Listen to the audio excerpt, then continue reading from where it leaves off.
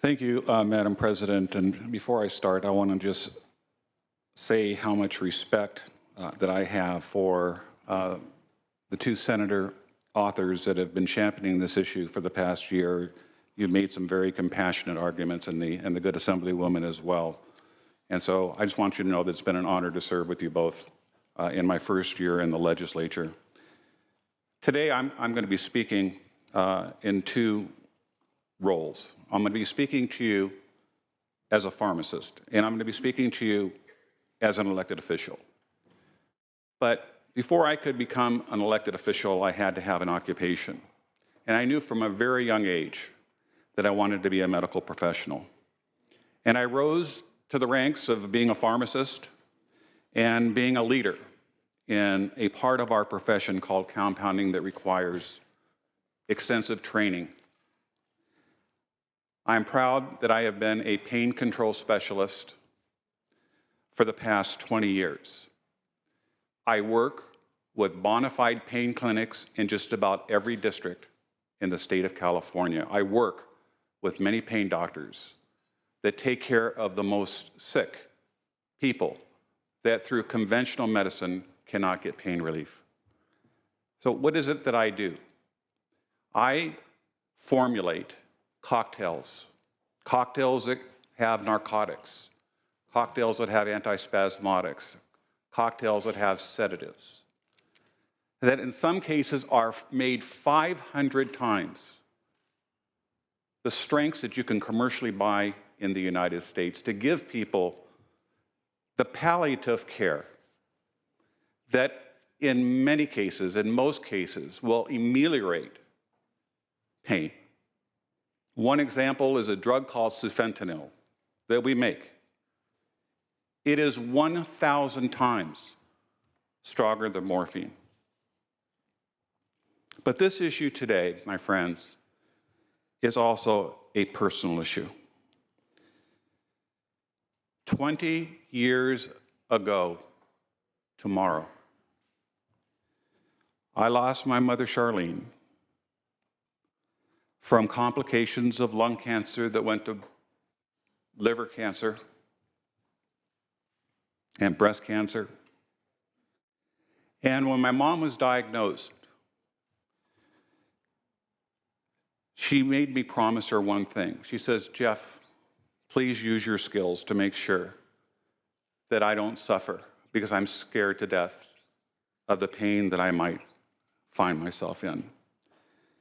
And I made a commitment to my mom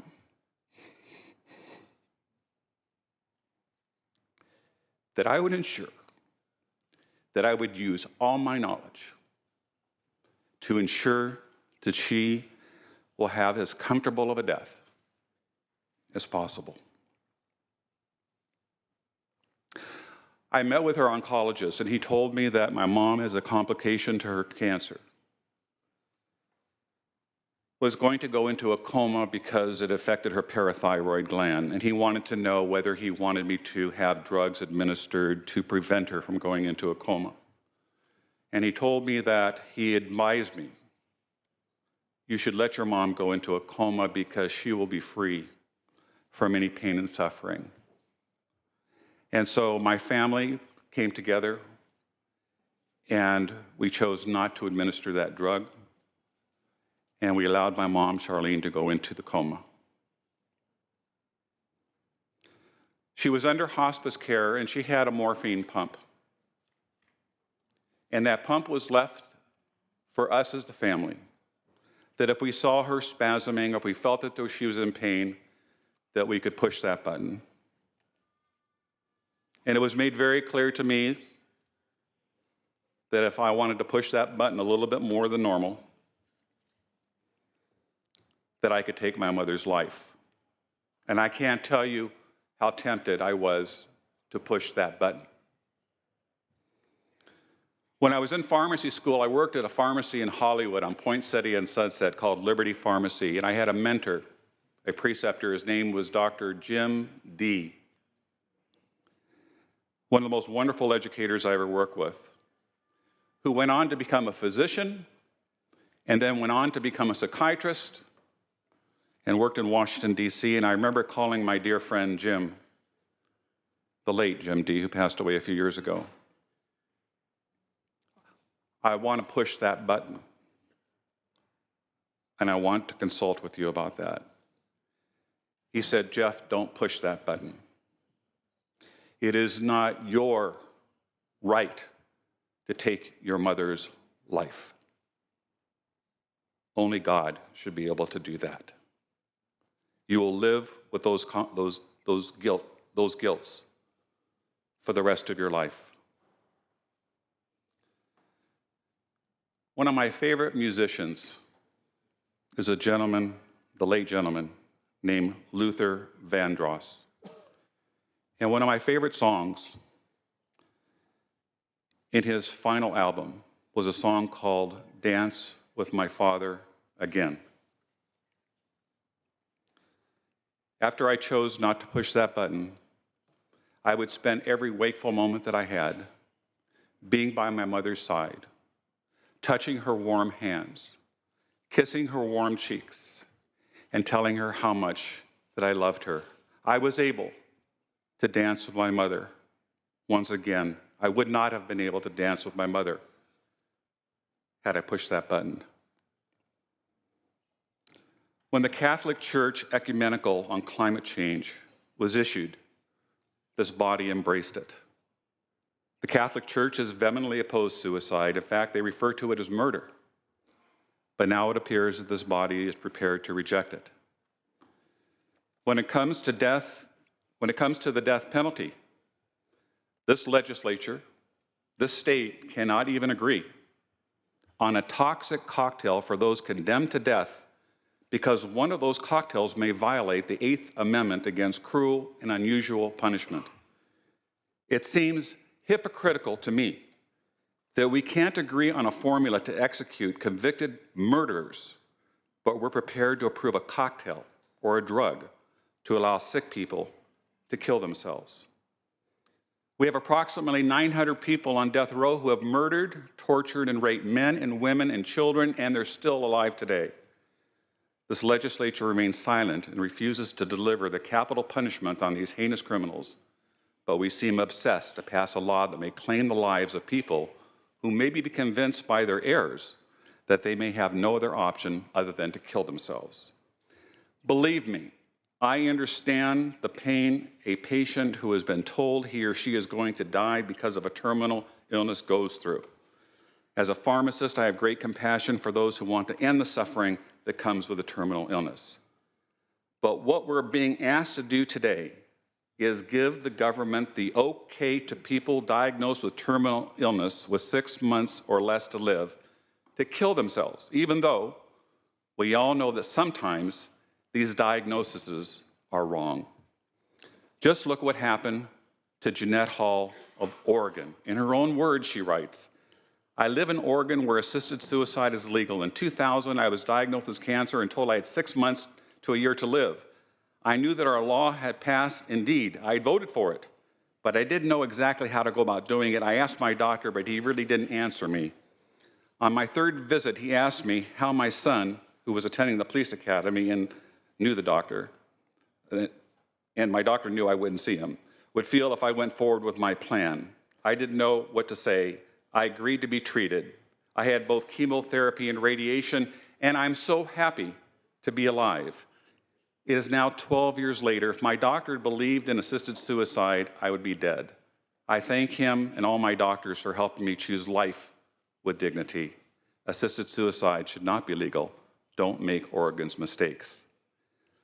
Laws against assisted suicide are in place to prevent abuse and to protect people from unscrupulous doctors and greedy benefactors. They are not and have never been intended to make people suffer. And I am assuming that I'm not alone on this floor.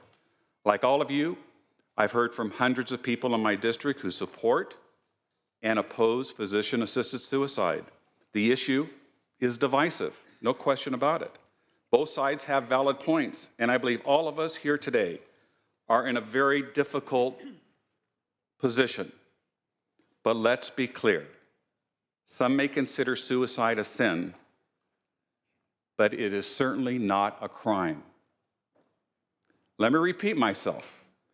Suicide is not a crime. Anyone in the United States of America can take their life on their own without the government saying they can or they can't do it. Government doesn't have a place when it comes to the most sensitive and critical decisions of our lives that should remain private by patients and their families, their clergy, and their God. There are no medical protocols that any physician or pharmacist can guarantee that does not cause pain and suffering. As a medical professional, I would say there is no proof that death is a painless process. What is an aid in dying drug on page 2 of this bill? Who will determine whether the aid in dying drug does not cause pain and suffering? Protocols for assisted suicide may not, as we allege, provide a quick death as it is hoped. Again, another example in Oregon, where physician suicide is legal. Anywhere from 15 to 25% of people that take the drug cocktail fail in their attempt to kill themselves. Can you imagine the experience of family witnessing the suffering of that patient? Is death painless? Well, we don't know the answer to that because nobody's ever been able to come back and tell us. The problem in determining whether a person suffers with any deadly drug that has killed them is that, again, they can't tell us. But let me give you an example, my friends. An adult with a terminal illness can go into any Rite Aid, can go into any CVS, Walgreens, independent pharmacy. They can purchase 100 Benadryl capsules, 25 milligram, formerly on prescription when I first graduated from pharmacy school, a sedating antihistamine. They can go to their local liquor store and buy a 6-pack of beer. They can take the entire bottle of Benadryl, enjoy their beer, and before the 6th beer is drunk, they will have a fatal overdose. A terminal patient receiving OxyContin for their pain can easily take an entire stock bottle prescribed by their doctor with a cocktail of their choice and achieve the same outcome. These results can be just as fatal as one being given pentobarbital, that's the single drug version that's being used maybe in other states, by a prescribing doctor to assist in suicide. But we have no proof that the death resulting from any of these protocols cause any pain or suffering. So if suicide's not illegal, and if people can even go on the internet and find cocktails that are readily available to end their life, why do we really need this law? Healthcare professionals, including physicians and pharmacists, take the Hippocratic Oath.